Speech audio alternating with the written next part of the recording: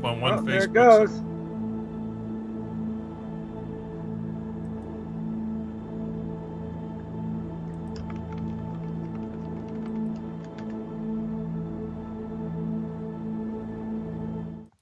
Hey, good day, everybody. Welcome back to another episode of Pirkei Avos, the Ethics of the Fathers, with Rabbi Chaim Coffman in Israel. It's always a joy to be with him, and he's always got lots to share. So let's just jump right in and see how he's doing today. Rabbi Coffman, I've been waiting to rib you on your Boston Bruins getting punched out by Long Island. So, since you're always on me about the CFL. It's always a pleasure to be here, you can rib me about the Bruins, even though I'm not necessarily a big hockey fan. But you got to give credit where it's due. Boston has been the best sports city, since the year 2000. The Patriots, the Celtics, and Bruins also, Red Sox. So you can scream at it as much as you want. Big deal. So I'm gonna actually this week, God willing, going to speak actually on Tanakh Talk about going in the ways of the non-Jews. Right. So that's actually going to be a pretty hot topic. Speak about sports and, all these things. If it's good to follow, it's not good to follow. Is it harmless? Is it something we shouldn't necessarily worry about? It's good. It's good. Hopefully it should be a good, a good talk over there. Anyway, always good to be back. You can, rib me as much as you want. This will be the last show, by the way, that I'm doing. You make fun of my sports teams, it's over, right? So, got to draw the line. Got to draw the line somewhere. Anyway, we are still in Pirkei Avos. We are in the chapter 2, second chapter, and we are in the 6th Mishnah. So we've been speaking, and again, we're going to be here for a while, but we're speaking about the difference between a boor, someone who is, let's just say, uncouth, right? Doesn't really know anything about anything, and someone who's unlearned, which is, not the same level, right? It's a different, it's a different level, which we've spoken about, a number of times. What the difference is. Comes along, and then we said, right, that a unlearned person cannot be scrupulously pious, right? So we spoke about the idea last week. I think we spoke about it last week, this idea of somebody that's a chassid, right? Someone who is considered pious. I'll just tell a quick story. I was at a party for my father. It was the 60th, I think it was the 60th birthday. So I came in, it was a surprise and all that. And, I have a relative that's father-in-law happens to be a Unitarian minister, right? Of all things, right? The Unitarian minister. So anyway, I was speaking to different people, and I just finished reading the book, You Take JC, I'll Take God, right? About how to answer a missionary. I think it was by Rabbi Kaplan, if I remember correctly. I could be wrong, right? But it's You Take JC, I'll Take God. And I just had read up, about how to answer, a missionary, whatever. And, had a little bit to drink, talking to different people. And this guy taps me on the shoulder. And he tells me who he is. And he says, I heard you're so pious. Right? Common thing for maybe a non-Jew to say, right? Obviously doesn't know how to say chassid, right? I see that you're very, I've heard that you're very pious. And I'm like, Reverend, let's have a discussion, and then someone pulled me away, right? So I think, well, it's a pleasure meeting you before I could actually inflict any damage, right? I think a Unitarian minister, I don't think they believe in JC, but it doesn't really matter. I would have had fun anyway. Imagine 25, 30 years later, how much fun I could have had with him.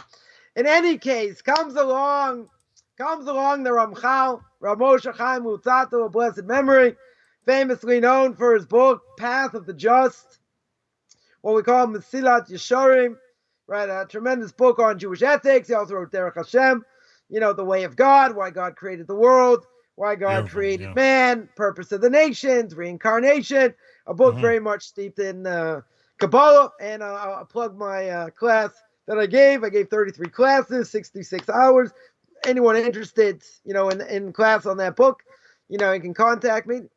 Either if I'm on Facebook, Beyond Orthodox Conversion and Judaism, you can text me there. So, Path of the Just, known as a great work of ethics, the Vilna Gaon of Elijah Vilna more than 250 years ago said there's not one extra word. Not one extra word in the book Path of the Just. Phenomenal book, right, about ethics. Problem is, he goes step by step till you'll be able to get to the level of divine inspiration. Ruach HaKodesh, right? But after the first couple of levels, you probably shut the book.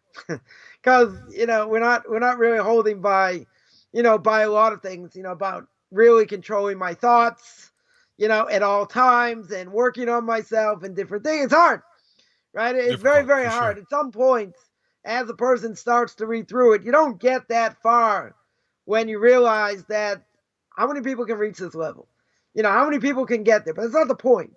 I'm not there yet. The point is, if you take his advice and you live by his advice and you take it seriously, right? In theory, that's what we should be able to do if the evil inclination would not beat us down. So comes along the Ramchal and Path of the Just, and he says the benefit of being a chassid, right, or being someone who is pious, we'll say, right, as the Reverend wanted to say, right? Imagine here, we're speaking ethics of our fathers, and this crazy rabbi's calling someone Reverend. It's been a long day. It's been a long Shabbos over here. Imagine if I had caffeine, you'd all be dead. Anyway, what he says, what's the benefit of being a chassid? He said it's clear to them, someone who is a chassid understands what their obligation is in the world.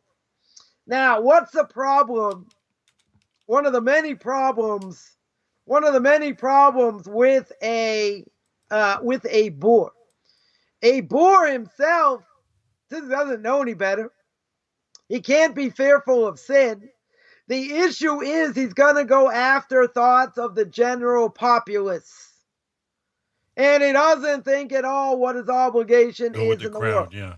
Now, someone will say, come on, how many of us today will say, I'm an independent thinker. I don't care what anybody says. I'm going to do whatever I want to do. I want to be LGBT. I want to be this. No one's ever going to tell me otherwise. But you know what? The vast majority of people are not that outrageous. The vast majority of people, toe the line. They want to be law-abiding citizens. They want to raise families. They want to make money. They want to do all these things. But you know what? At the end of the day, they're following what the mores are of the times. Right? They're just sucking in what everybody says. So I had someone who was a college student many, many years ago, tell me, they said, I don't understand. They said, I can do whatever I want. This was a Jew talking. I can do whatever I want, believe what I want, this, that. You live this restricted lifestyle, and it looks like you're 10 times happier than me. I said, I know. Kills you. Kills you, doesn't it? Because you can do whatever you want, but you're absolutely miserable. I said, but it makes perfect sense. They said, why does it make perfect sense? Because you're going after the way of everyone else in the world. You may say, I'm independent. You may say, I can do what I want. I can think what I want. But how many people are really shaped by what they hear in the news? By what they see, God forbid, on the internet. I just read an interesting article today. Probably not in the line of on Shabbos. I just happened to read it, and it just happened to be about a number of people, in Biden's, administration, it's part of the State Department, that are very much anti-Israel. Extremely anti-Israel. Not only anti-Israel, right, but many of them are clear. I mean, from things that they've said, things that, they've published or whatever, show 100% they're anti-Semites, right? So, someone's got to say, come on, you're looking for this stuff, whatever. Maybe the person said it out of context. blah, blah, blah. These are things been said over the years, right? So you're going to say, okay, maybe not such the greatest thing to read, on Shabbos. At the end of the day, we have to understand. We have to understand that we are shaped, we are grafted by what we see in the world. Where, people look up, you talk about the CFL, people look up, I don't even know why. People look up to people that can shoot a basket through a hoop. And they, and someone who's got a 40-inch vertical leap who can dunk a basketball, reference to Spud Webb, anyone who remembers, right? So, it's about my height, and, I have a 5-inch vertical leap. So that's the way it goes. If I had a 20-inch vertical leap, I wouldn't even be speaking to you now. I would have been world famous years ago because that was my sport. But in any case, I don't want to digress here.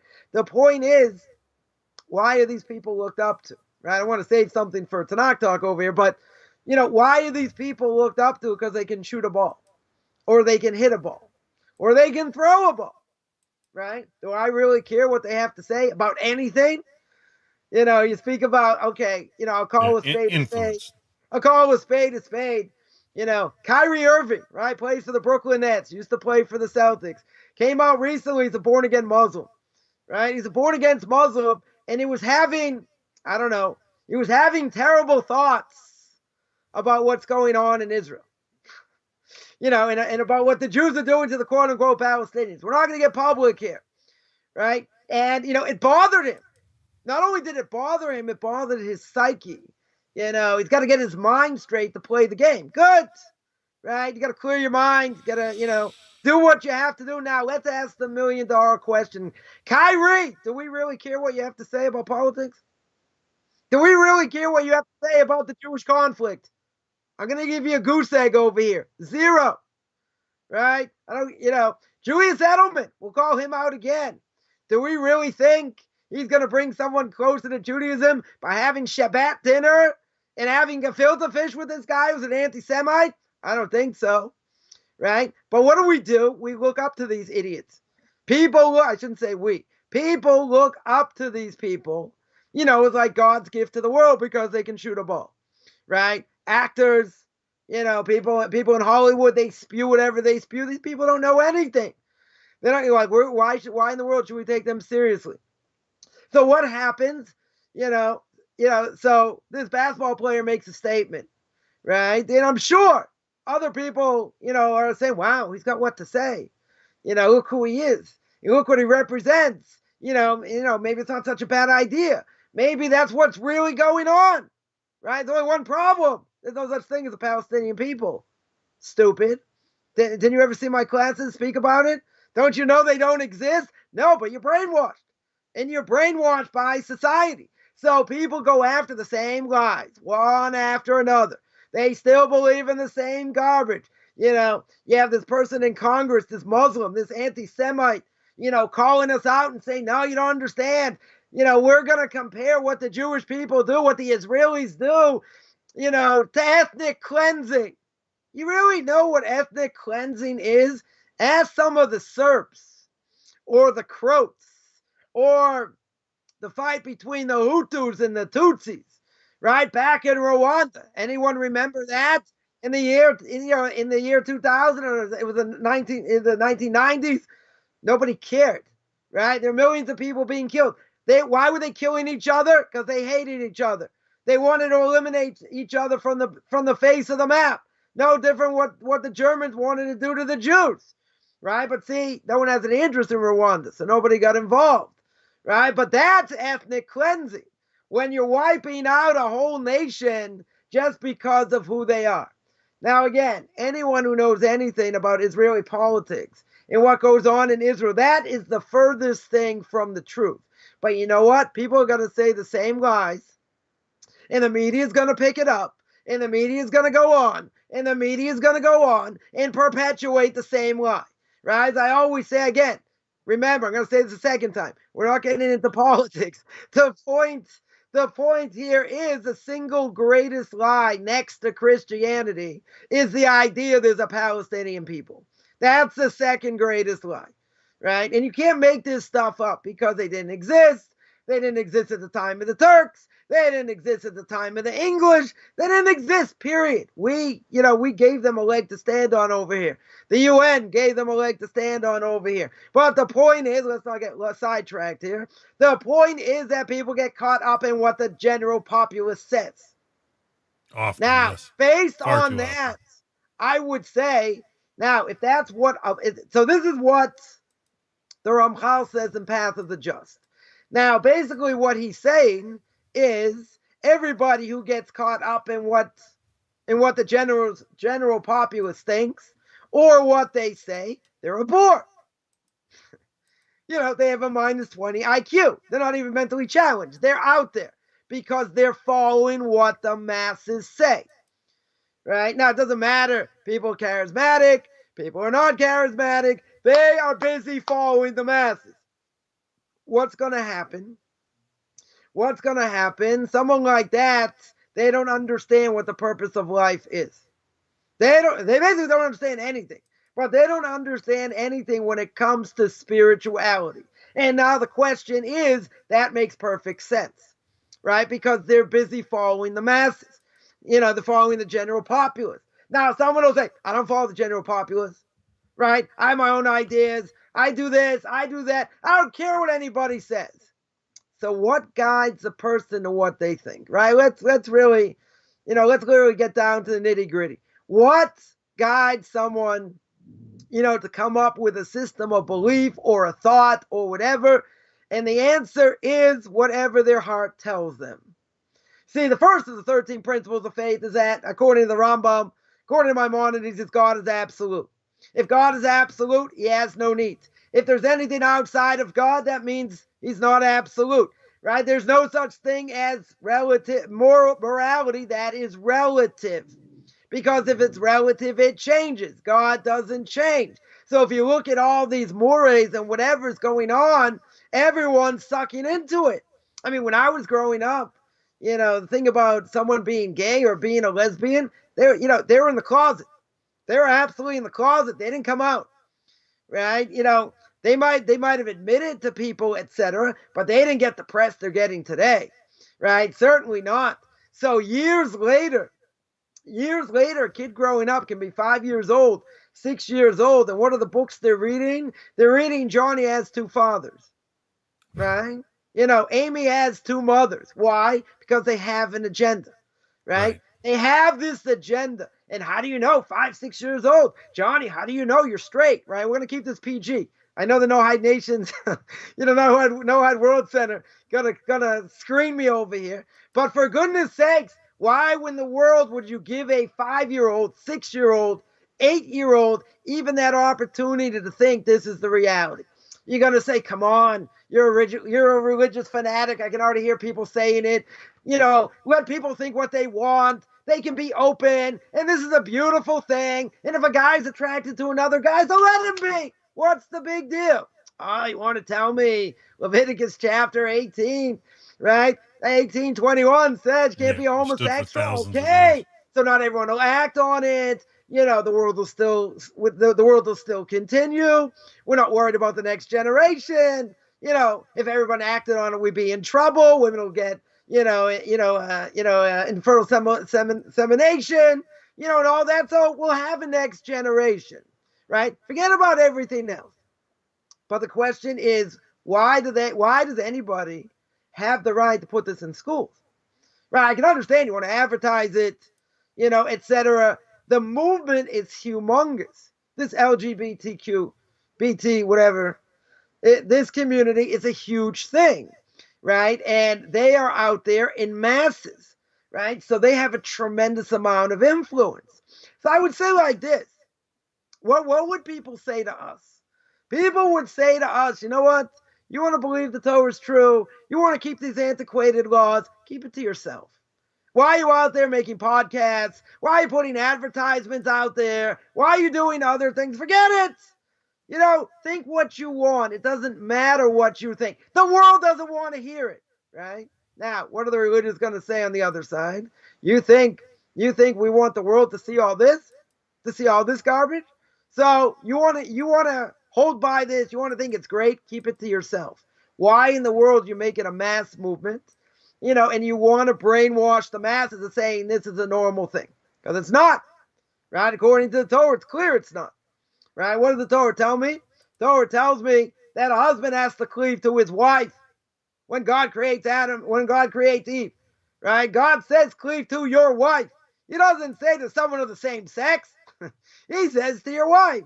And then later, in the book of Leviticus, chapter 18, it says, right, you can't have these type of relationships. And the whole chapter is all about forbidden relationships.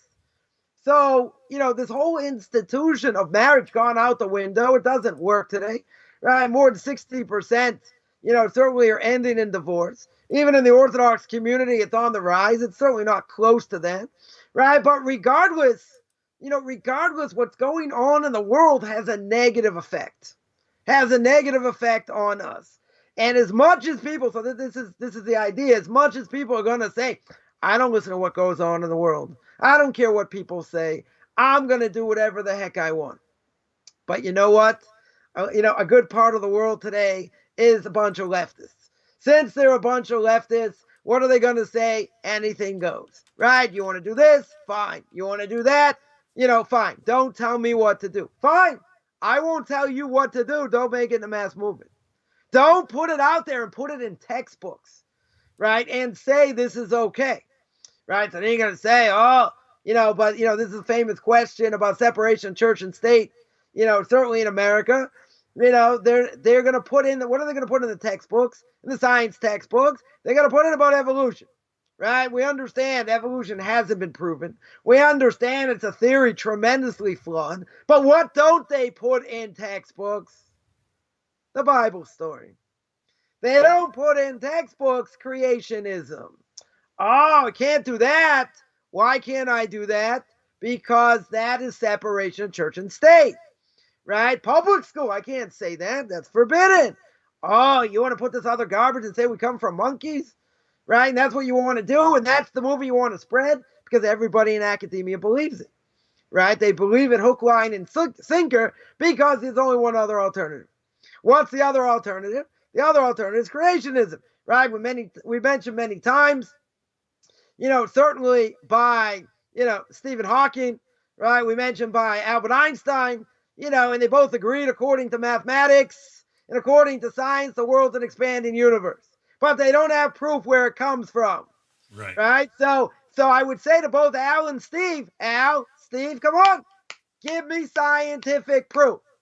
Show me where it's true through science that is expanding, not from anything else, i.e. not from a godlike figure, right? So what would Steve say? Steve would say, you know what? We don't have proof. We don't have scientific proof, but we'll find it. One day we'll find it. Says the evolution is the same thing. We haven't found the mission link, but don't worry. We will find it. So both of them had said a number of times, we will not submit to blackmail by the creationists. We're not going to believe in the creationists, and we're going to hold what we say. Fine, but I'm going to ask you again. Give me a proof in science that shows the world's expanding, right? So they're both going to say, we don't have concrete proof. We don't have proof. Okay, so you have to at least admit there's a possibility that the Torah may be true. In the creation, no, we're not going to admit that. Okay, Al, Steve, you have proof? You have scientific proof? No. Okay. Probabilities, though. Then you have to admit at least it has the possibility of being true. Why do they have the right to ram it down our throats, these things that are not proven, that are not true? Especially the Palestinian question. Totally not true, totally irrelevant over here, but everyone buys the lie. Right? And so what about clear-minded thinkers? I can think whatever I want. Okay, let me show you some information and let me show you why the Palestinian question is a non-issue. It's a non-starter. I'm not going to look at your information. I could care less about your information. So you're not that open-minded, right? So when it comes to trying to think the way the Torah wants us to think, we're up against a stone wall. Right? We're absolutely up against the stone wall here for one very, very simple reason. The stone wall it's called the media, right? The stone wall is called what people say on the internet, right? In chat groups, on social media. That's where it's at. And people buy it hook, line, and sinker, right? I had a conversation with someone many years ago. I said something, they could care less what I had to say. A month later, they read it. They read the same thing that I had said. They read it in the newspaper, right? And they were quoting this newspaper like it's absolutely fact. I said, yeah, but I told you this 2 months ago. Nah, it doesn't matter. I saw it written. I saw it written in the Holy New York Times. That's where people are getting their information from. You know what they say? A mind's a terrible thing to waste. People don't think. If you don't think, you will buy whatever anybody tells you, or certainly what the media tells you. And what's that going to do? That is going to lead you down the path of almost no return. Because if a person buys these lies long enough, how are you going to undo the damage? Imagine if the New York Times or the Washington Post, God forbids, was caught, in libel against somebody, right? They libeled somebody over here. So they got caught. And what do they have to do? They have to make a retraction. But already the damage has been done. Where's the retraction going to be? Is it going to be in the front page, big headlines? No. Is it going to be in the second page? No. It'll probably be on page like 237, somewhere in the bottom where you need bifocals, magnifying glass, to read it. Right? It's like the beginning of that movie Spaceballs. It says if you can read all this, then you don't need glasses. Yeah. Right? It's the same thing. Right? The damage has already been done. Even if they make a retraction, the retraction nobody sees. Right? So, we have to be careful what we see. We have to be careful what we read. Certainly this has a negative effect. Totally negative effect, but we're sucked in here. One second. We're sucked in here by what the media says. Even if someone says, my mind is so open, quote unquote, till at least my brains fall on the floor. My mind's so open, I can hear what you say. I can hear what they say. And the reality is, I haven't met too many of them. They don't care what we have to say. They're not interested in our evidence. What are they interested in? Whatever their heart tells them, whatever their stomach tells them, right? That's what they're interested in, and anything else really doesn't matter. Yeah, question. Well, not as much a question as it is a statement. I have more difficulty with young Earth creationism than I do if you want to look at the evolutionary model, in the sense that I find that the instant literal position does more harm to knowledge of Hashem and creates a very poor intellectual virtue, in the sense that I find if you're an instant literal young Earth creationist, you have to breach the laws of equal weights and measures. First of all, like you got to count time as a measurement, and you wouldn't sell a 25-year-old horse as a brand new foal, right? You got to call it what it is. So when it comes to time and measurement, that's a different thing. That's talking about evaluating evidence, right, and seeing what the evidence is. My point was, people don't even get that far. They don't care what the evidence is. Yeah, right? But the notion of saying God moves through time, in the sense that one day he did this, next day he did that, next day he did this. I find it applies change to Hashem, which is counter. It's different. That's a different issue. When people come and say, I'm not going to change my life, and it doesn't really matter what you say, right? That's not a debate about what truth is. They're not asking these questions like Dr. Schroeder, right, who wrote Genesis and the Big Bang. When the internet first started, he had a chat group. He had a chat group about physics. So I once asked him, did anyone ever ask you the question about physics? How does it fit in with the 6 days of creation? And he said no. So I said, isn't that a little bit strange? And he said no. Why not? Because it wasn't on their radar. To them, it doesn't really matter. It does fit in. It doesn't fit in. To them, it doesn't affect their life, right? But that in no way says whether creation is true or not. whether God created the world, whether there's a mistake in the book or not. People say, well, it doesn't have relevance to my life. It'll never have relevance to my life, so it doesn't matter. Now, if you're in a debate team, you get an F in debating. You can't use that as an argument. You have to evaluate evidence. Okay, you say it's good, it's bad, you have proofs against this, that, fine.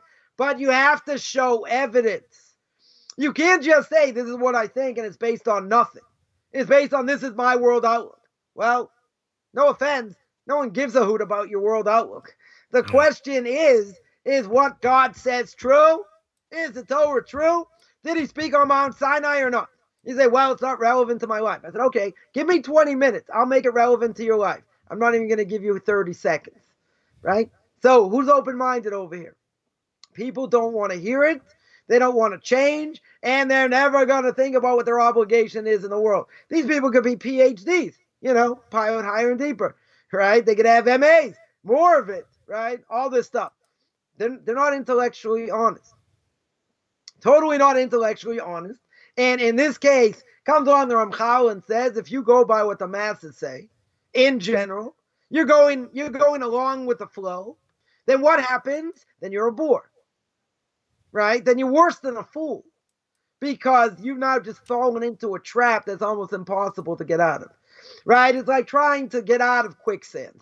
Very, very hard, right? You're sinking, and that's it. And there are people, plenty of people, someone here commented, there are people out there got caught up in the masses and were miserable.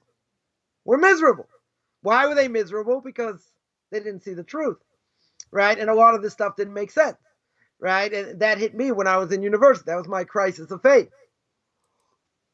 Because I couldn't understand, if I was in university with the top 1% of college students, how could it be these people are doing the same stupid things that people were doing when I was in high school, except they were a little more intelligent? Getting drunk, doing drugs. Okay, maybe doing well in school. So what? Irrelevant, what are they living for? What is their purpose? And these people are going to be the movers and shakers of the next generation. You hope one day maybe they'll grow up. Maybe. Right? But this is where they're holding. So they become a little more sophisticated. Just like Rav Noah Weinberg once said, he was the founder of Torah in Jerusalem. May his name be blessed. So he said, a 5-year-old comes in these old dumpy clothes and he says, today I'm Napoleon. So, come on, you're not Napoleon. Your name is Beryl. It's like, yeah, I was just kidding. My name is Beryl. I'm not Napoleon. 25-year-old has his old dusty suit, fancy hat, starts speaking a little bit of French, and he says, today I'm Napoleon. Say, come on, Napoleon lived 300 years ago. How could you be Napoleon? He says, today I'm Napoleon, incognito. I'm Napoleon in hiding, right? I'm just not revealing myself to the world. So what does that tell you? He's got a sophisticated way, maybe, of trying to hide what he really is, right? Or what he really thinks. So over here, it's the same thing. Couple bricks short of a load. It's exactly that. People say things, but deep down, they may believe it, they may not believe it, but they're going according to what other people say. Because people are afraid to be different, right? To buck the system, so to speak. The Torah's been around for a long time. People do not want to hear, the mussar, the ethics that comes out of Torah, right? Isn't that what Hitler, Yamach Shemoy V'zichro, may his name be blotted out, may he rot?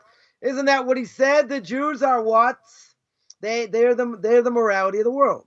They brought morality to the world. And what are we going to do? He said, our goal is we're going to snuff it out. We're going to destroy it. We don't need this morality, right? We don't want this morality. There is no God, God forbid anyway, right? So we're going to snuff it out at the beginning. So they take it out on us, because that's what we represent, or we're supposed to represent. So if someone someone gets sucked into what goes on in the world, how is it possible for them to come to a belief in Torah mitzvahs? It's almost impossible. I'm not going to say impossible. It's almost impossible. Why? Because they're just reading things that keep saying the same thing over and over again. Right? A number of years ago, I taught students at Hebrew University how to properly read a newspaper.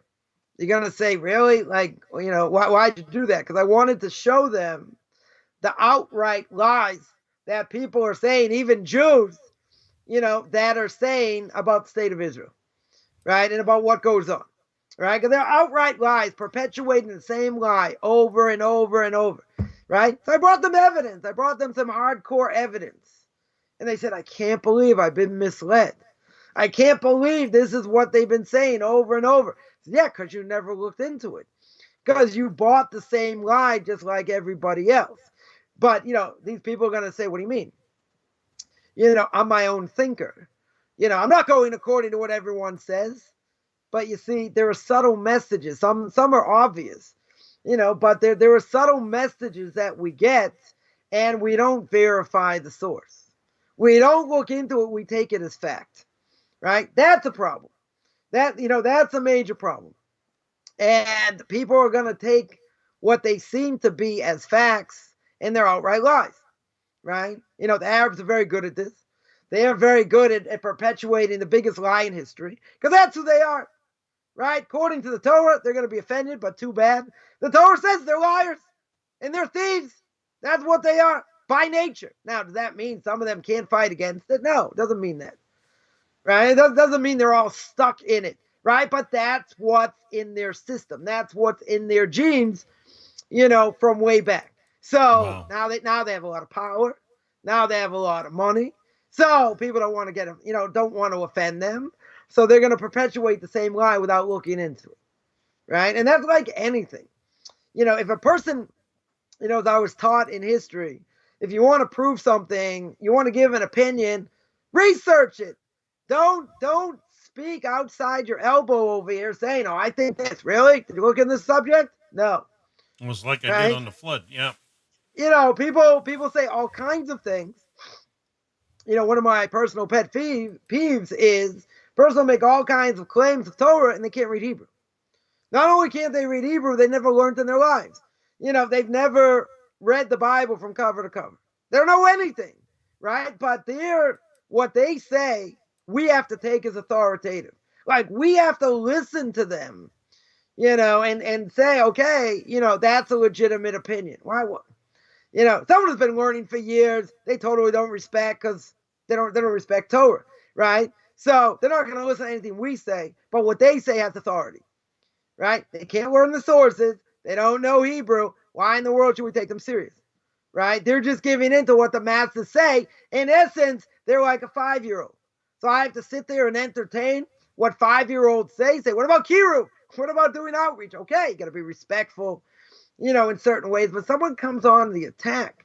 Someone, goes for the jugular, so to speak. And they're running with this idea totally based on a lie, totally based on things they don't know anything about.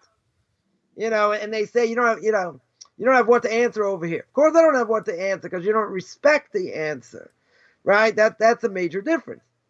So if this has gone on, probably since the beginning of time, this has gone on over and over and over again. You keep hearing the same thing. Doesn't it make sense? You're probably going to think that as well, subconsciously, right? You're going to fight against the world. You're going to fight against everyone and say it's not true. You're going to stand up for truth. Very few people willing to do it, right? Well, today it might cost you. It might cost you your life also. Yeah, on top of because there's just so much hatred out there, in general, right? But, in my search of coming to truth, I definitely had a skewed way of looking at the world. Why was that? Because I never really looked at the world in the right way, right? It was a very skewed way. And therefore, anything I really thought that I thought maybe would have been true, once I came to Torah and mitzvahs, it was a whole different ballgame. Because then you got to, you have to evaluate evidence. If you don't evaluate evidence, you're a bore. You're an absolute fool. Because it doesn't matter what they think. Nobody cares what they think. And why should we take what they say seriously if they've never looked into it? So the problem is that people go, as the Ramchal says, people are going after the thoughts of the general populace. Once you start doing that, I can tell you it's game over. Unless you really serious have an open mind. and you're not worried about the repercussions. See, if you're worried about the repercussions, you can't do this. Someone who's intermarried, right? Someone who's married to a non-Jew cannot look at what the Torah says at face value because it delegitimizes who they are. Because if you ask any Jew out there, right, and I'll take this as a survey and a challenge, right? Any Jew out there, secular Jew, right? I would ask the following question, and this is multiple choice. It's A or B, right? A or B, nothing else. I don't want to hear theories, nothing. It's A or B. The Bible as we know it, quote unquote, the Old Testament. The Old Testament as we know it. Does the Old Testament say a Jew's allowed to marry a non-Jew? A, yes. B, no. There's no C, but. Forget but. Yes or no. Right? So most Jews, if they're honest enough, they will say, the Bible says you can't do it. The Bible says it's forbidden. It should be across the board. Should be 100%. You might have some people out there who say, nope, Bible doesn't say. Okay, right? The vast majority are going to say it does. But they're going to be very quick to categorize it, to clarify. They're going to say, nah, it only meant that generation. Nah, it really meant, only the 7 nations. It only meant that, Webster's 5th definition. I didn't give you 5 options. I gave you 2, right? It's either yes or no. So if you say no, then what are you doing? Then how do you justify what you're doing? If there's no conversion and all that, how do you justify it? You can't. There is no justification. What did someone tell me once many years ago? I don't have to answer you. You're a fanatic. Okay, I'm a fanatic. That's very good, but that doesn't that wasn't A or B, right? The Torah says at least half a dozen times you're not allowed to marry a non-Jew. Period. Doesn't give you any other explanation. Don't do it. So I said, what do you think? The rabbis were kidding? Even though it was written by men. Okay, they're chauvinists. Big deal. Do you think they were kidding or not? Don't give me Webster's 5th definition. Is it permitted or not? Right? No. So I came on a little bit strong. And the person said, you're a fanatic. But that's not A or B. Right now, why is the person going to say I'm a fanatic? Because they realize that the Torah is true, that my whole life's been a sham. If my whole life has been a sham, what have I been doing the last 50 years? The last 60 years, right? And what about my kids who aren't my kids anymore, right? My kids are not my kids anymore, according to Judaism. And that's going to be hard for them. And that delegitimizes everything because, their spouse isn't going to change. Their kids are not going to change. You think that person's got the gall, he's got the guts to stand up against his wife and his kids? Never going to happen. Never going to happen. Why not? He's got too much to lose. He's got everything to lose, right? So this person said, you've offended me. I said, of course I offended you. I totally delegitimized you. But even if I delegitimized you, so what's the answer? Right? What in the end of the day? No is still no, yes. And the answer is, I believe I'm right. I don't think you have a leg to stand on. And you can say you're a fanatic, you can say this. Answer me what the Bible says. If you don't answer me what the Bible says, then my name will stick. Checkmate. You don't have anything to answer. Right? You're going to say, I'm going to do what I want. That's not an answer. Right? It doesn't matter what you say. That's not an answer. You want to debate, show me facts. You don't want to show me facts, it's over. Right? But people justify what they do based on what society says. That's the problem. Right? That's the problem with that. Now, comes along the Talmud. Talmud tells us, Tractate Brachos 47b, Talmud tells us, anyone wants to look it up, which is really forbidden for non-Jews, but okay, that a boor, if he learns, what's the problem?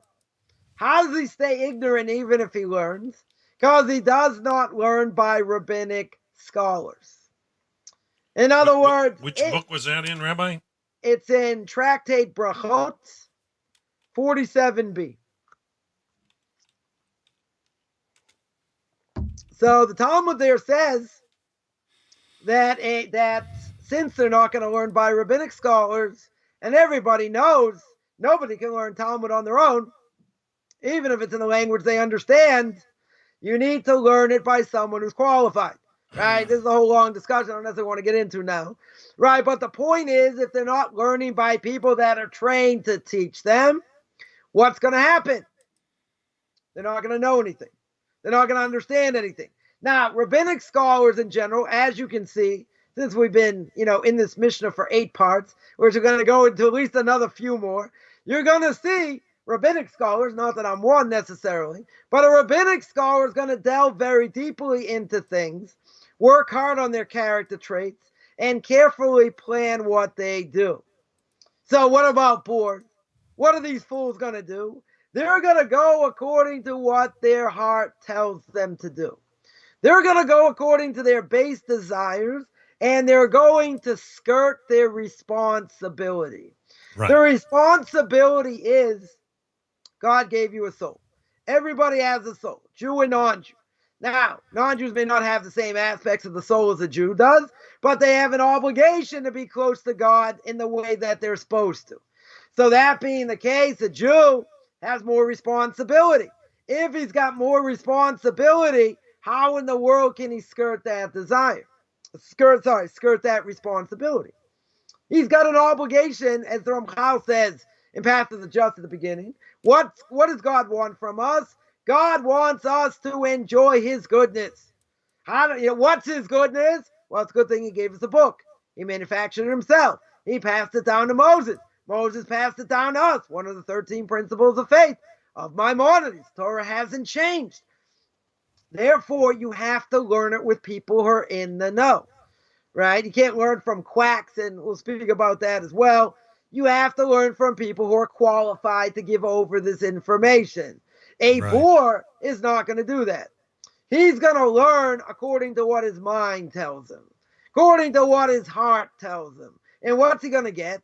Nothing, right? I've heard many people say, again, this goes into oral law, which we've spoken about, and that is, I only want to listen to God, right? And that's good. I want to listen to what God says. But how are you going to understand what God says if the book itself, 90%, doesn't make sense logically, right? We have to understand what it means. So the Karaites, the ones that don't believe in oral law, they have their own interpretation. Where they get it from, good luck. Where they get it from, they can say the rabbis made this up, made that up, whatever. But we are the rabbinic scholars that have the ability to pass the Torah down generation to generation, right? That's what the Torah says in the book of Deuteronomy. There's an obligation to listen to the Kohen in every generation. Who's the Kohen? He taught the people. So therefore, it means the rabbis. That's what it means. The rabbis in every generation. As long as they don't add or subtract to the Torah, there's an obligation to listen to them. If you don't listen to them, and I had somebody many years ago tell me he wanted to learn Tanakh, a Jew, right? An Orthodox Jew wants to learn Tanakh without commentary. That's like sticking your head in the toilet and flushing. Why? That's a little bit graphic. Why? One very simple reason. And the reason is, how could you learn something that's so difficult to learn? Right? So many ins and outs of what goes on in Tanakh. You learn Isaiah, you learn Jeremiah, you learn the prophet Daniel. Many, many things. You look at it at face value. What in the world's going on? What's he talking about? Who's it referencing? Etc. It's why the Christians make so many mistakes, because they have their own oral law, quote unquote. Right? But they're not listening to us. So the way they look at the Bible and the prophets and all that's all skewed. They say, oh no, it's a reference to JC this. But he wasn't around for 300 years. History doesn't matter. Oh, but it was 600 years later. That doesn't matter. So they want to put things into the text that the text itself doesn't say. And a lot of things, if you watched my Tanakh Talk video on fallen angels, I did a few of them.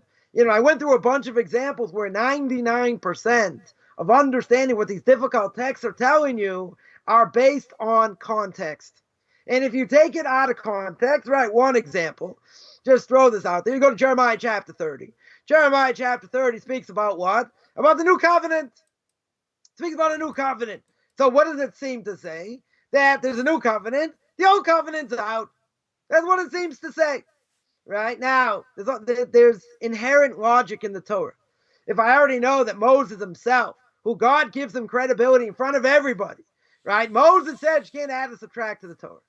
If you can't add and subtract to the Torah, what does that mean? It means I can't ad lib anything. I can't say, well, this doesn't apply or that doesn't apply. You're not chosen anymore. So you can say, very good. So why does Jeremiah use the idea, right? Use the phrase, a new covenant. Don't we understand Jeremiah is a prophet? Jeremiah is a prophet, right? If Jeremiah is a prophet, everybody agrees he can't go against what God says. He has to give God's message properly, just like any prophet. If he doesn't, he's liable for a death penalty. Right? To be the prophet, not so simple. But if he's speaking in God's name and he's telling you it's a new covenant, how can he go against what God said before? Doesn't make logical sense. If you read the beginning of the chapter, the Jewish people going away from the old covenant, comes along Jeremiah in the name of God, and he says, you know what? You have to reconnect to that old covenant. I want you to reestablish that old covenant, and that old covenant is going to be like a new covenant, right? That's what it's going to be. You tell me in general, why did it say new covenant? So it could have said new covenant for one very simple reason. It could have said new covenant just to, make people make mistakes. And people are going to say, oh, new covenant. Maybe Jewish people aren't chosen anymore. Maybe, Jewish people going out. Maybe all kinds of things, right? But if you look at the beginning of the chapter says we have to reconnect to the old covenant. And that old covenant is going to be this new covenant. Does it mean the covenant changed? Doesn't mean that. Right? So it doesn't mean that. So could someone take that out of context? You could. Right? Christians are very good at that. They can certainly take it out of context. So if they take it out of context, okay, that's bad. But, we have to understand that there is a context, right? And that the context itself, what's it about, right? It's about reconnecting to the old covenant. So a lot of these questions, I said 99%, that's probably true. 99% of all these questions go by the wayside. Why do they go by the wayside? Very simple. Because they're not looked at in context. Right? 100%, they are not looked at in context. So if they're not looked at in context, then what do I care what someone has to say? You're missing the whole point. Right? You look at the beginning of the chapter, you see what it's talking about. Oh, but you have an agenda. So now you want to twist it. Right? You want to turn the Torah into a pretzel. Okay. You want to do that, fine, but that's not what the context is. Right? So you can't just make it up as you go along. And you can't say, well, I think this, and this is what it means. If that's not what the context is, you can say that's your opinion. Well, we have our opinion. Fine. But you can't, how are you giving an opinion based on a character, even if he existed, but he didn't exist till 200 years later? Right? Or it's 500 years before. Or whatever. Context is crucial. Right? How can you say, oh, it's a reference, I have this source, that source, but he wasn't born yet, or was after the fact, right? You can't have it both ways, right? There are people that don't care about what the narrative says. They don't care if things are taken out of context. They don't care if they're historical inaccuracies. Well, guess what? These are pretty crucial, right? That some of the secular Quranists want to claim, that the Noahide laws, apply to Muslims. Right? They should definitely apply to Muslims. And if Jews are not going to deal with Noahides, they should be de facto Muslims. Well, there are a lot of issues with this statement, which, I mentioned many times. But I said we don't hold by the Muslims. We don't hold by what the book says, what their book says. Now, they may be the closest thing to belief in one God. True. Maybe our God, very well. Very good. Doesn't matter. Right? It doesn't matter because there are probably many things in Noahide laws, which is not the point of this class. Right, or this video, and that, to show that they're really not holding by Noahide laws. But that doesn't really matter. What really matters is there are egregious errors in their book. If there are egregious errors in their book, and it was written down the wrong way, you can say, well, the person who wrote it down was wrong. Wrote it, he made a mistake. Okay. But if you're telling me, this person's a prophet, right, and, is very close to God, and he's writing this in the name of God, because, the prophet Gabriel gave him this book and blah, blah, blah. You can't have a mistake, right? The Torah itself, if God forbid there be a mistake, we wouldn't keep it. We wouldn't keep any of it, right? So I said, if, I gave two examples of egregious mistakes. And the person came back and said, that's just the narrative. That doesn't matter. What do you mean doesn't matter? How does that not matter? If the person wrote the book and the person writing the book is supposed to be a prophet, he doesn't make mistakes, right? He's certainly not going to make egregious mistakes, right? But okay, he wrote it down wrong. No, that's exactly the point. If it was written down wrong, you're saying God makes mistakes. Nope, God does not make mistakes, right? Nobody, I don't think, in my vast knowledge of Islam, which isn't so knowledgeable, I don't think anyone makes the claim that Muhammad was just a writer of the book, even though Gabriel gave it to him and he's just a scribe. I don't think anyone gives him the credit of being a scribe. They're giving him a lot more credit than certainly he deserves. But that being said, if they're giving him all this credit and the book has a mistake, then the whole thing goes out. I don't care if they're more, they're closer to being Noahites than anyone else. Certainly more than the Christians, the Zoroastrians, certainly more than other idolaters groups, etc. That doesn't matter, right? That is an irrelevant point because their book is false. So if their book is false, it's irrelevant what they claim. Totally irrelevant. Obviously this person doesn't understand that, and it's just, it's a narrative. Really?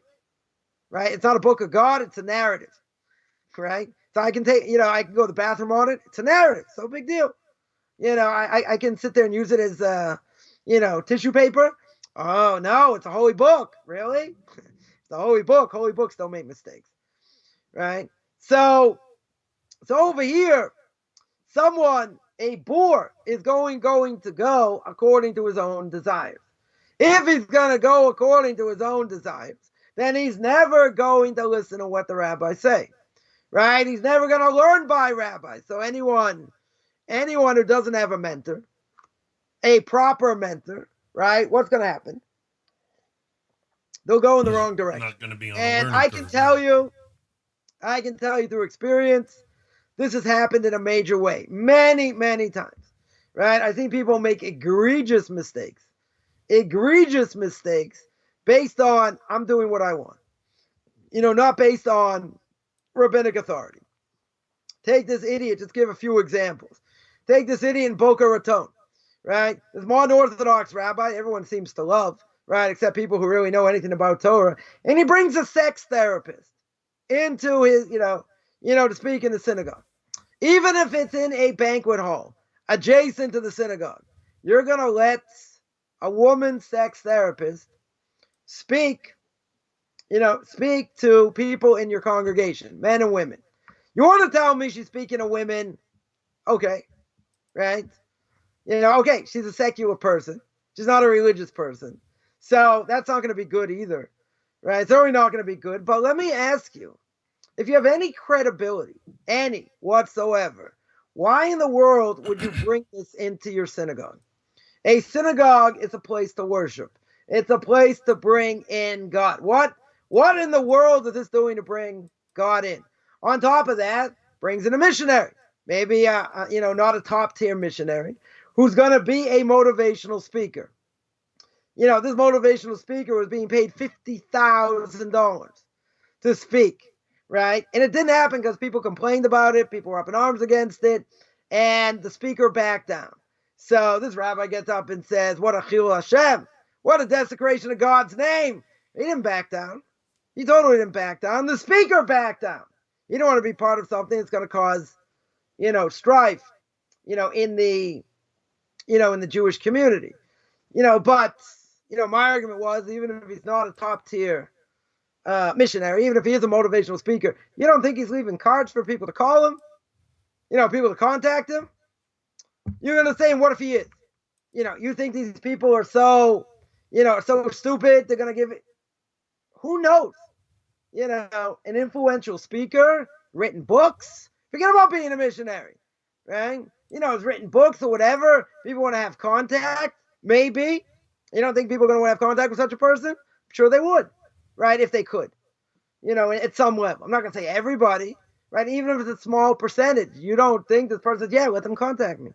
Let them contact me for free. I'll do this, I'll do that. right? Yeah. You don't let that. You know, You don't let Rabbi, that. I did security myself with a couple major name televangelists back in the day, back in the 80s when I was a young man. And I'll tell you, I remember being at the side of the stage, having to hold people back, and they just all wanted to rush through. They wanted to meet, the person as if Right. it was like a prophet. And yeah, I'm it not was a even. I'm little not nutty. even saying that this person would necessarily have that type of influence, right? Even if not, the fact is you're giving the person a pedestal. You give someone traits like that a pedestal. The evil inclination is dancing. He's like, listen, this is so easy. All I have to do is let this guy speak, and look how many Jews he could possibly take away, potentially. So someone said, yeah, he wasn't, such a big missionary, this, that, Dr. Ruth was worse. Bringing in It's like feeding your kid poison, right? You're right. You bring in a sex therapist. So you want to say, okay, what's 10 times worse, this or that. So you want to grade it. Doesn't matter. What you're doing is you're setting yourself up for failure. That's what you're doing. According to Now, Torah this standard. person gets questions all across the country in education, and other things. This quote unquote rabbi, for goodness sakes, someone's gonna say, "Oh, it's lashon hara. How can you speak about it?" Because people have to be warned. I mean, this should ring out to somebody and say, "Wow, something like this doesn't make sense," and it doesn't. Right? It's not something that should happen. So you got to be careful who the rabbinic scholar is, right? That you listen to. So on the other end, if someone listens to a proper rabbinic scholar, we mentioned before, a boor is not going to listen to a rabbinic scholar. He's going to listen to himself, right? But if you would listen to a rabbinic scholar who also has humility, now keep in mind, the Talmud says as well that a person, in order to learn under a rabbi, that rabbi has to be in his eyes like an angel. Now, does that mean the rabbi's perfect? Doesn't mean he's perfect, right? But it's someone that they want to emulate. If somebody has bad character traits, right, they could be the biggest rabbinic scholar in the world. You can't listen to such a person, right? One of my rabbis once learned under somebody, unbelievable genius.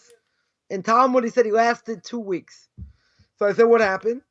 And he said this person, his character traits were so bad. He said, I couldn't listen to him. Person was brilliant, was absolutely brilliant. But he said, I couldn't listen to him. Right? There's someone who, doesn't really have a leg to stand on today because we basically buried him. Right? But, he was calling out people left and right. It's like my way, the highway. Right? And you don't believe what I say. Oh, you're a fool. You don't know how to learn. People say, what kind of rabbi is it? How can he call people out and call them names? Right? People that really have credentials. So I gave this person a golden opportunity a few years ago. Now this person's nothing today. Right? Doing, having people go, he's got diet things that he's got to have people going on or whatever. It's like he's a nutritionist or something. But what happened? I gave him a golden opportunity to show who supports him, which big rabbis support him. I said, you can think I'm nothing. You can think this rabbi's nothing. Other people are nothing. Show me. Show me who supports you. Right? Everybody knows who supports me. Right? I got one of the Torah giants of generation according to everybody. Right? He's still in my back pocket. We're still pretty close after 25 years. Everybody knows. I made that clear. I said, go ahead. I'm giving you a golden opportunity. Show the world. Show the world who supports you. I don't have to answer to you. Who do you think you are? I don't have to answer to you. Yeah, that's the end of the conversation because you don't have a leg to stand on. So somebody like that, let's say a person like that, which he doesn't, but let's just say this person had tremendous knowledge, right? Even, 10 times greater knowledge than I'll ever have in 20 lifetimes. Let's say, not true, but let's say. So even if that would be the case, this is how you treat someone. This is how you treat someone in social media. You call them out. You call them names. You say they don't know how to learn. I mean, people can say a lot of things about me. That's not going to be one of them. That is absolutely not going to be one of them. Heaven forbid, yeah. So somebody like that, you can't listen to a word he says. Why? Because what's Torah supposed to do? Torah learning is supposed to make somebody humble. Meaning that the more we learn, and everyone can understand this at their level, the more you learn, the more you understand how much more you have to learn. Because all we do in general is scratch the surface. That's what we're doing when we're learning. The Torah is as expansive as the universe, right? From the sea to the universe, everything. You scratch one level, there are 50 levels you didn't get to, right? So that being said, the more we understand, the higher we reach, the more we realize we don't know. Right now, if someone is ignorant, if someone is a bore, they don't even know what level to get at, there's nothing to talk about. But if you don't work on humility, it's over. Right? It doesn't matter how much Torah you learn. And somebody, this guy in Boca can say, this was a desecration of God's name. They shouldn't have made such a big ruckus. Really? They shouldn't have made such a big ruckus. Don't you think? In the back of your mind, inviting someone like that is a drop. Is a little bit difficult for people to hear. It's a little bit controversial even for me, right? Even for me, speaks about all kinds of controversial things. There's a limit, right? And this is why it's crucial. You have proper rabbinic authorities you go to, and you ask them. Now, this person claims, I asked my rabbi and he said it was okay, but he doesn't want to be named in public. Of course he doesn't want to be named in public because they would tar and feather him. They would demolish him and say, you gave someone that advice? You would tell someone to do that for his congregation? Say, what are you, out of your cotton picking head? That you would do something, my language, you would do something like that, they'd flush him.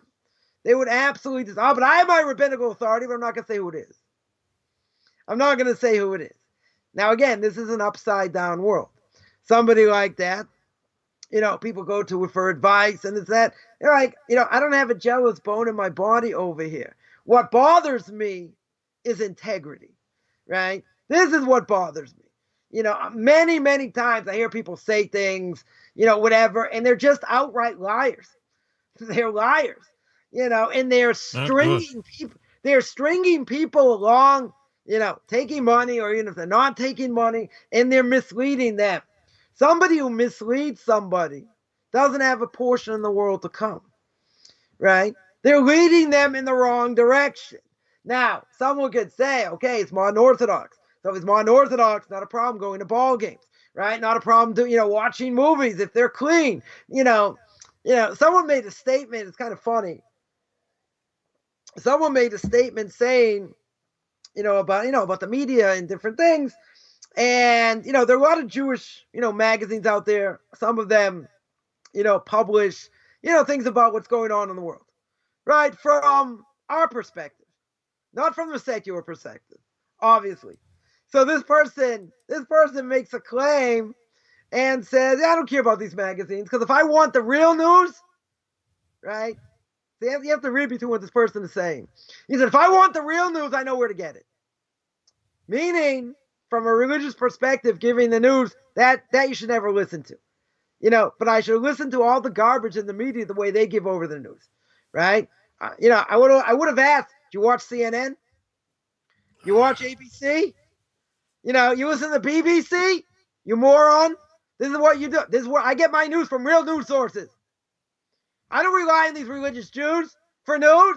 No, I go to real. I'll ask you if I want to know what's going on over there. No, but the point is that what's this person telling you, right? Let's read a little bit between the lines. This person is telling you, I get my sources from non-kosher sources. I know how to even if they'll say, I know how to differentiate. But if I want to get the news, I would never go there. I would never go there. Now, this person made the statement like it's beneath me. It's like totally beneath me, to read a religious paper and get the news. Maybe I'll read it for other things. I will not look at what they say in the news because I want to go to a proper source. Right? What does that smell like? It smells like ego. Big time ego.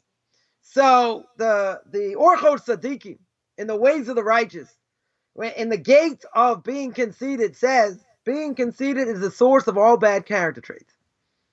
Every bad character trait comes from being conceited. So it comes along the Chovos Levavos and duties of the heart. Duties of the heart, he says, in the gate of humility, speaks a lot about humility there. And he says the opposite extreme. The Rambam says you have to find the middle path, right? In almost any character trait, you have to find the middle path except one. What's the one character trait you don't find the middle path? That's being conceited. That's gaiva. Why? Because there is no middle path. It's all bad, right? There is nothing good about being conceited. But he says the Chovos Levavos, you know what? How do I beat gaiva? How do I destroy gaiva? There's only one way. I have to go the opposite extreme. What's the opposite of gaiva? Humility. You have to have humility. That's the only way to fight it. So you got people who refuse to change, right? Refuse to give in, etc. And they don't have humility. My Rebbe once called someone out, who's Can you clarify the difference between that and shame? Shame in what sense? Well, I mean, sometimes people think of humility as somebody who's willing to eat dirt regularly or something. No, humility means you have to know your place. Right. Right. You have to know. We're going to speak about that one day in the next century when we speak about knowing your place. But you have to know who you are. Right. Even the greatest rabbinic scholars know how much they know, how much people look up to them and all that. Right. But they don't have fat heads over here because they know there's so much more to learn.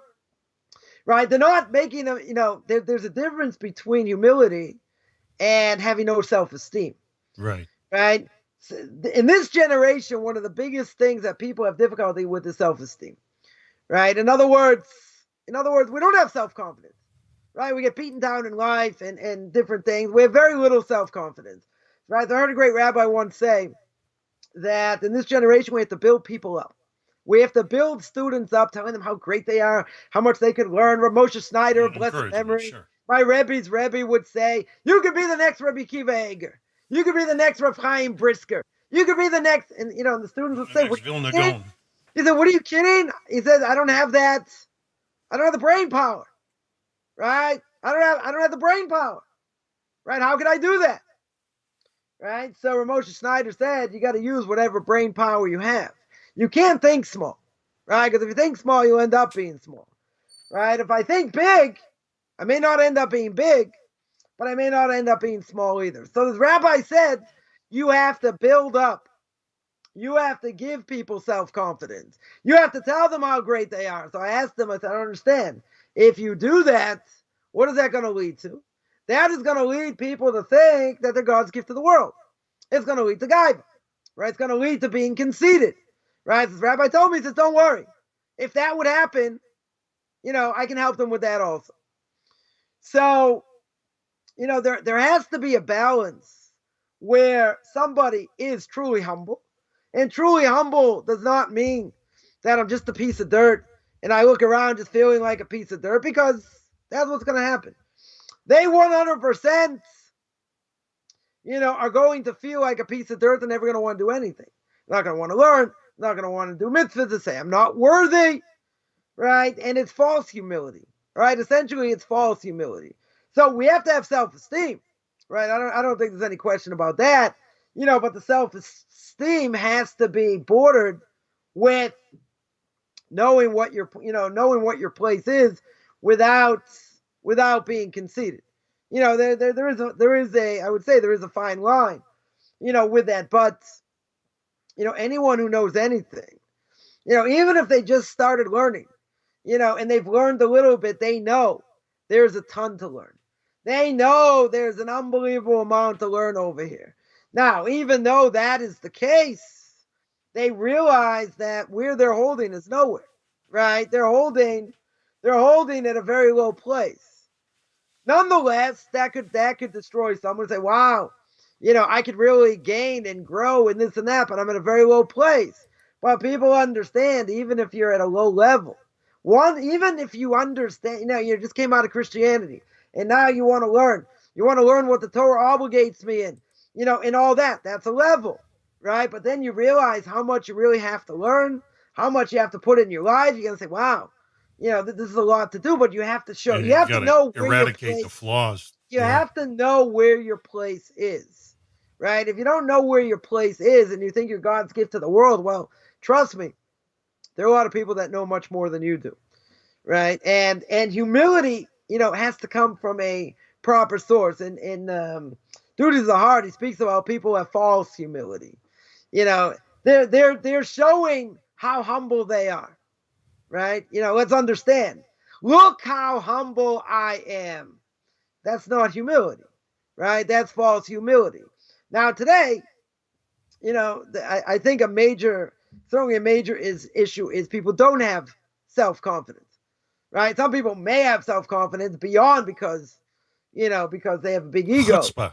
Right? But but a lot of people, I think, second guess themselves, even if they know what the right thing is. They don't have a strong level, of self-esteem. And non-Jews will say, well, who am I to say? I'm not Jewish and I'm not this. But if they know something to be true, right, and and they know the facts, they could say it just as good as I could say it, right? Probably not. I'm pretty unique in many ways. Yes, you are. But in general, they, you have to have a certain level of self-esteem, because if a person, as I mentioned before, if a person really thinks they're a piece of dirt, then we are what we say we are, right? In other words, we believe in these things. We give them credibility that they don't. We give it credibility. In other words, someone says you're X, or you do like this. So what's the person going to do? They'll act out on it, right? Or maybe they'll be stubborn and go the other direction, right? But people label other people. That's a horrific thing to do, right? Wow. The worst thing a kid can hear when they're in school is, how come you're not like your older brother? How come you're not like your sister? How come you're not? That's the worst thing to do. You don't compare. Yeah, you're a hockey player. How come you're not as good as Wayne Gretzky? Even the parents never, ever compare kids, right? You don't compare them. Some have strengths that others don't, etc. Some of them offset. Whatever it is, that's the kiss of death. Because if a person says, oh, look at your brother, look at your sister, how come you're not acting like that? Yeah, that's bad. Because that creates jealousy. That creates in a person lack of self-esteem. They're being put down. Now, sometimes people have to be criticized. Nobody likes to be criticized. Even if they don't care what the person says, criticism can hurt, but it can be beneficial, right? It can certainly be beneficial. Let me tell you the greatest criticism I ever received. I was telling over something in learning to my Rebbe, and I quoted something, in the back of the Talmud. One of the commentators says, okay, stop. I was like, what do you mean stop? He said, you quoted it wrong. I was like, what do you mean I quoted it wrong? I said, I just saw it yesterday. He goes, I'm telling you, you quoted it wrong. And he said, if you can't remember who said what, I don't have an obligation to listen. I'm like, no offense. I just saw this.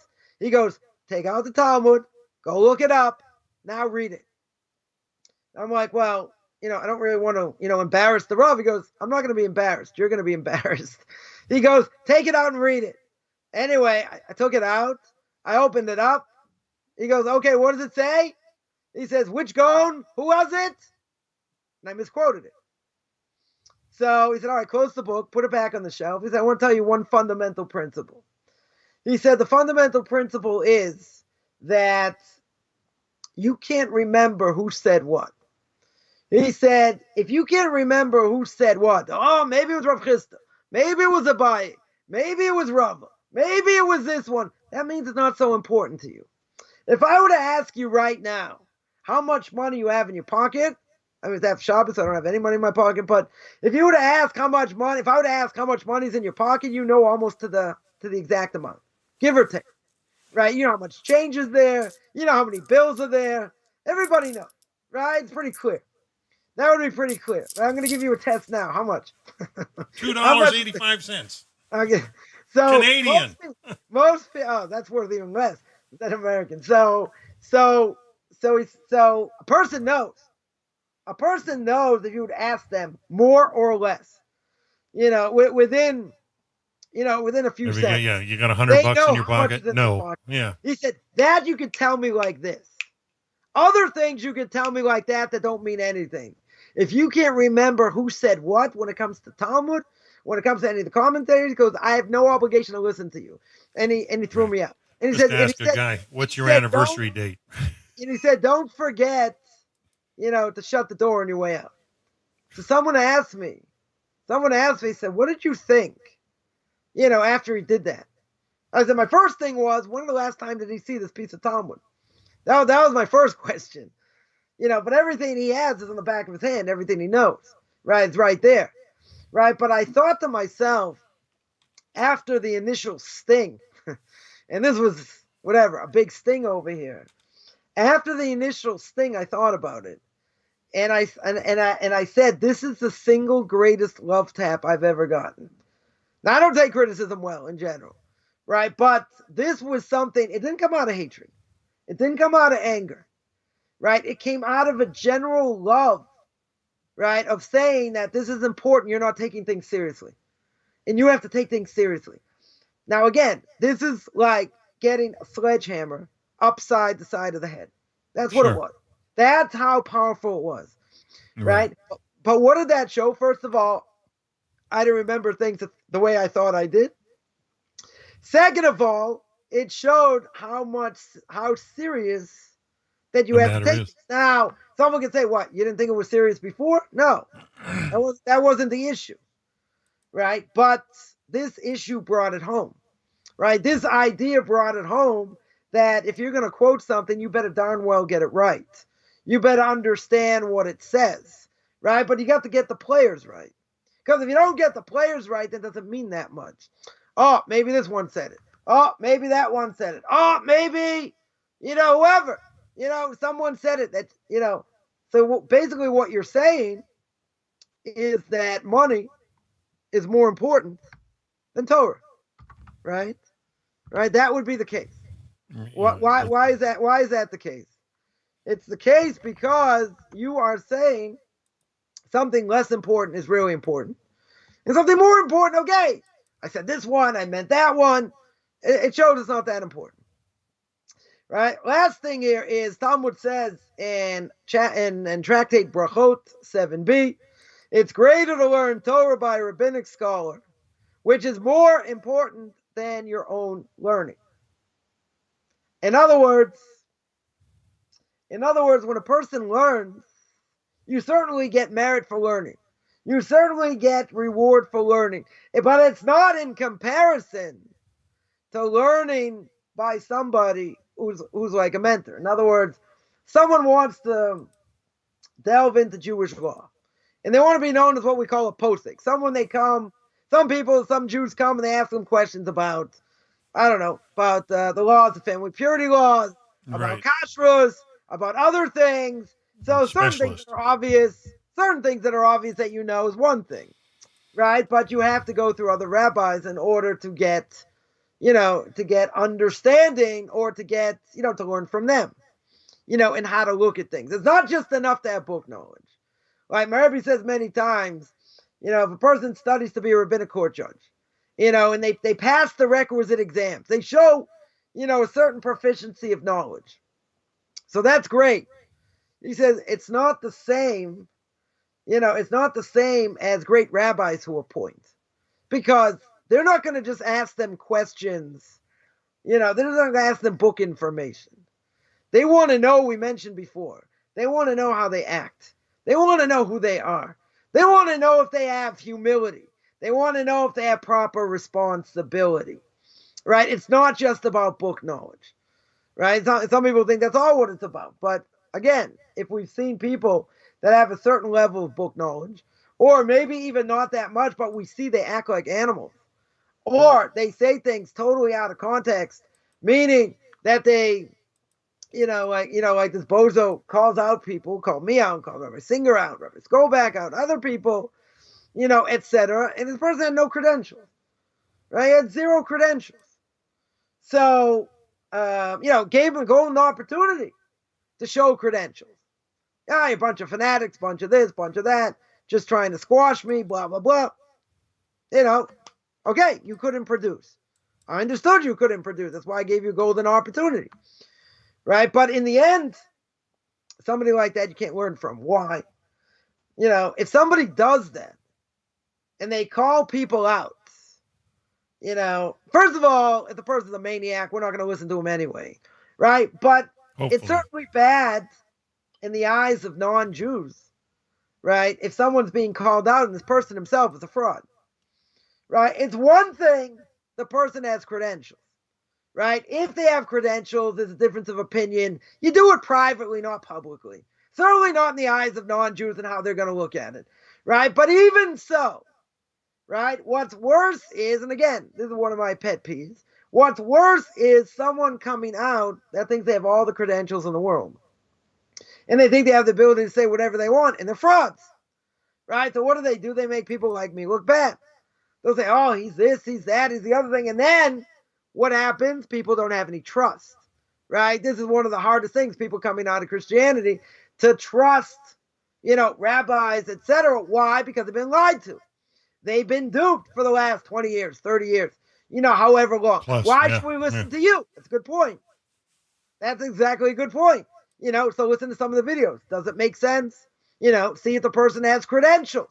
See if what they say speaks to you. Does it work? Does it make sense? In general. Now, you could have people that are sophisticated, that have knowledge, etc. But most important thing you have to see is, who did they learn by? Who are their rabbinical scholars that they go to? And again, we've spoken about this a few times. And if they don't have, people they go to, like I know someone 40, 50 years experience working with, Bali Tshuva, returnees to Judaism, or, potential converts and all that, got a resume yay long, one thing missing. One thing missing. Doesn't answer to anybody. It doesn't answer to anybody. And if you don't answer to anybody, that's a red flag. Oh, that's a major red flag. I always say, I have to answer to two people. God and my Rebbe, in that order, right? And it's a responsibility.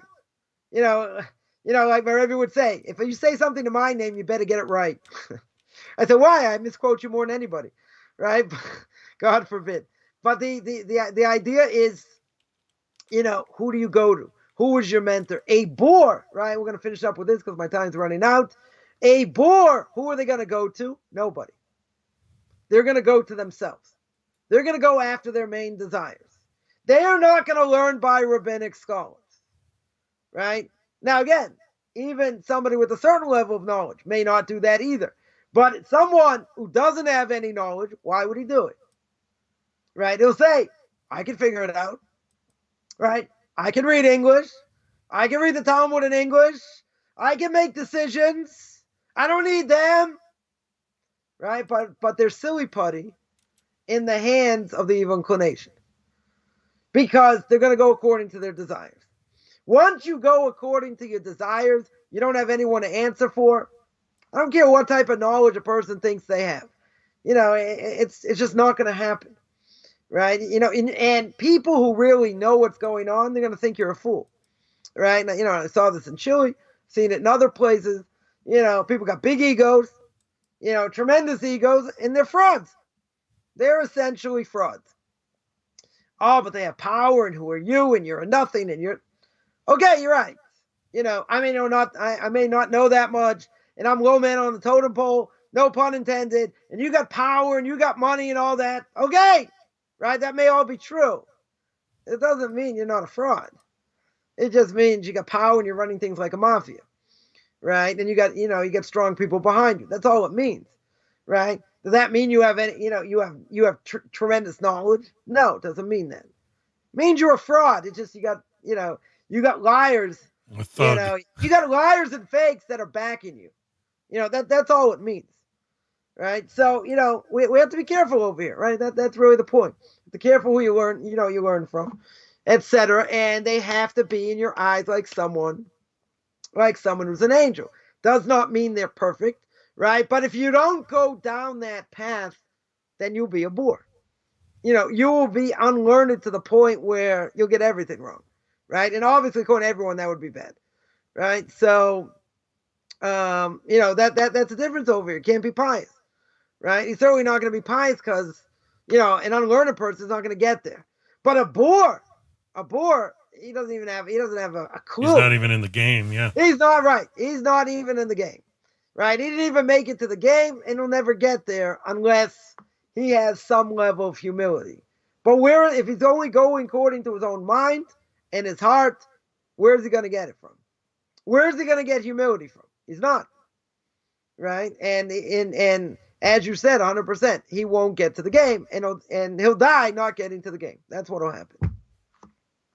I saw a lot of that in Christianity. I mean, they all want to guide themselves or their own relationship, and it's between them and God, and they don't want to follow any mitzvahs or instruction that would be legalistic or incorrect, and I think they're missing the whole point, or they're being boorish.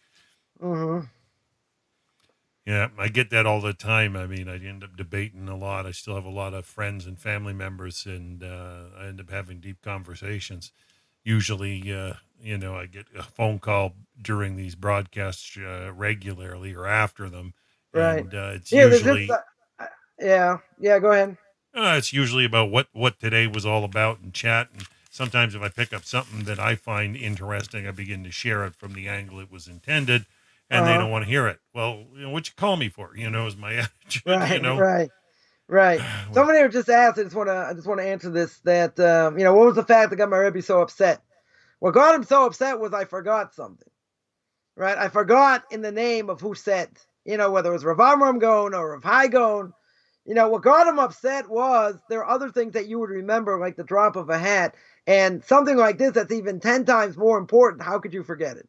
It wasn't about stubbornness and all that. Well, what it was about was the fact I forgot something I never should have forgotten. Right, and he wanted you to know that. He made his highlight point. that as part of who he you made are, his point as a to say that when it comes to money, you know how much is in your pocket.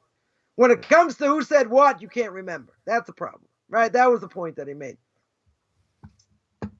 So that answers Sandra's question in the YouTube chat. I hope she got that. I'm sure she did. She's very attentive, always listening.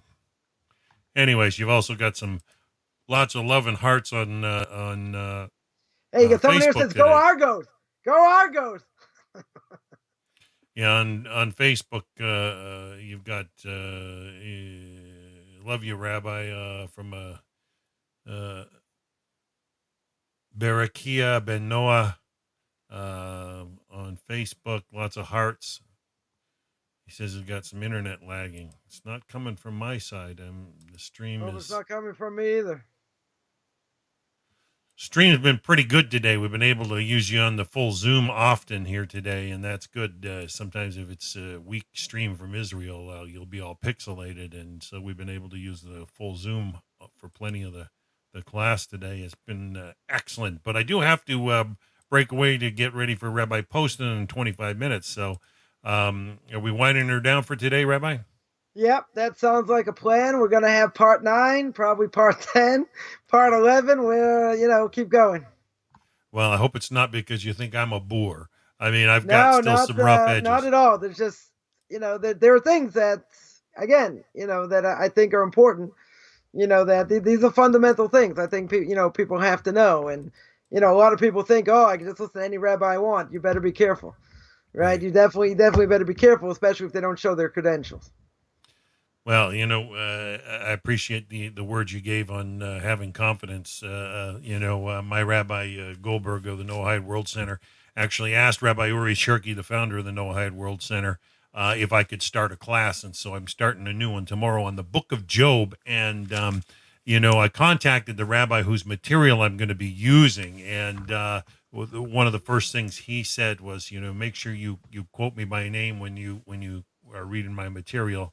And he expressed why, and the Jewish position behind that. So it's from a wonderful rabbi, Rabbi Yitzhak Schwartz. He's a Rosh HaYeshiva of Orkos Chaim in Givat Zev up on the other side of Jerusalem from you. just 5K north of Jerusalem, and he may even be jumping in and joining a couple of the classes. So it's going to be exciting to meet him. Now, this is a course I did on Torah.org, which is a group out of Baltimore. Beautiful website, Torah.org. Lots of written lessons there by some beautiful rabbis that have taken the time to write out a course or a class and share. And I find still reading the text has so much more weight than just sitting in on a shear like this. Shear is always beautiful to sit in, but I find if you're taking the time to honestly study, you can draw. Sometimes just you pull out so much more that sticks. The written material, and I just know the digital books today just don't have the same weight as reading a paper book. But I know the older I get, I'm starting to wear reading glasses more often. What can you say? It happens north of 50. It's my 54th birthday coming up in the next 2 weeks. So, yeah, on the 22nd. I'm sorry? I said it should be a good one. Oh, I hope so. Yeah. Well, it's just another day as far as I'm concerned. But yeah, getting older. Lots of grays. Join the club.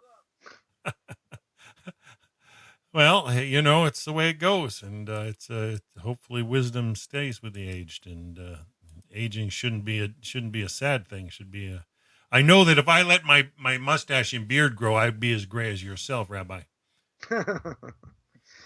That's okay. I'm younger than you. I'm a little bit younger than you, so okay. You are. But I gotta look the part. That's right. Your birthday's what, in September? In April. April. So you just turned 53 in April. I did. Don't tell anyone, but yeah. So you're about a year older than me. Wow. Well, there you go. A year older, folks. A year wiser. Definitely more advanced in Torah, that's for sure. I mean, you've got you got years involved in it that I think I've met a lot of rabbis, and I think you've gone down a certain path that has trained you in a unique way. And I really can see you in a court someday yourself, playing a role. And I don't see why not. I think you've got the Torah skills for such. And it's just an honor to spend time with you and to hear you share the ethics of the fathers. I hope the audience out there appreciates it. So we're going to sign off. So there you go. You've heard it from the Rabbi. Hashem willing, we're going to be back same time next week after Shabbat with part 9. Part 9 of chapter 2, Mishnah 6. It's exciting, and hopefully it's as I'm sure it'll be as good as today was. But beautiful lesson today, Rabbi. So we're going to sign out for now, folks. We'll see you all, hopefully, Hashem willing, next week. Have a wonderful, wonderful week.